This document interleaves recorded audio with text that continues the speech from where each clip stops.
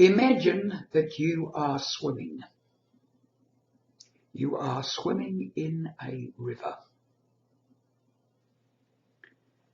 You're swimming across the river. And of course, as you swim across the river, every now and again you let your legs dangle down into the colder water.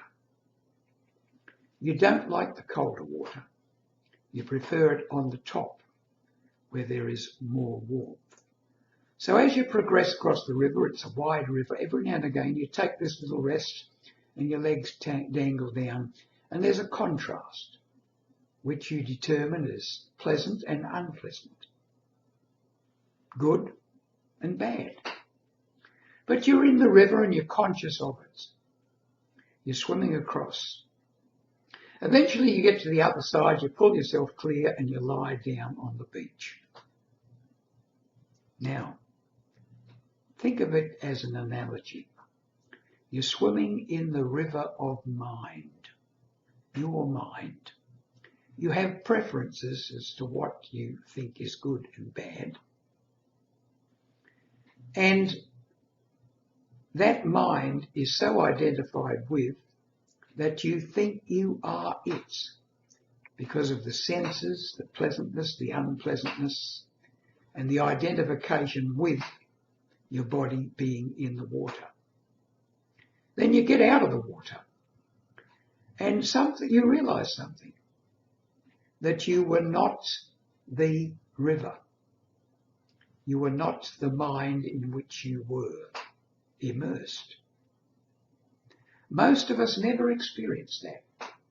We never experience that we are not the mind in which we are immersed.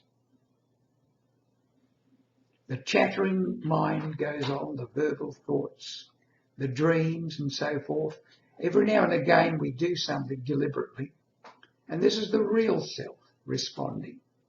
When we choose to do something and follow it out, that's the real self. When we react to something which comes up from the mind, we are still identifying with the mind.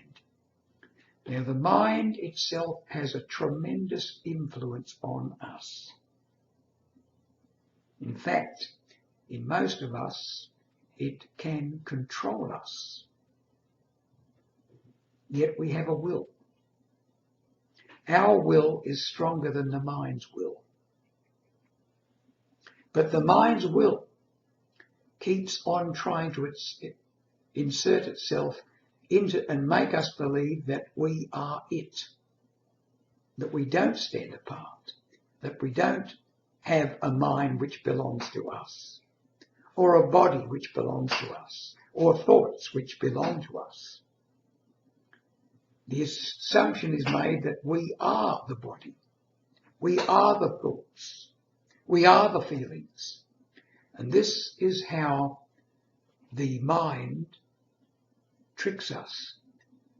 The mind has, yes, a mind of its own, but it's a very weak mind compared with what we have. Our intellect. Our intellect can use the mind, or the mind can insert itself so strongly that it overwhelms and plays into abeyance that which we really are. And what are we? We are the centre of consciousness with the will. We are the experiencer. We are the decider. When we decide from our real self and not from our conditioning. We need to be very aware of where we actually begin and end. Certainly we have feelings. We have them. They're not us. Certainly we have a body, an ever-changing body, in which we are immersed, but it isn't us. And we have a mind and thoughts which come and go, but they're not us. It's important to remember this. We are a centre of consciousness with a will. And as the old saying goes, We are the captain of our ship, the master of our fate. So be careful to use that executive power, the I with the will, rather than being used by those parts of us which are not us at all.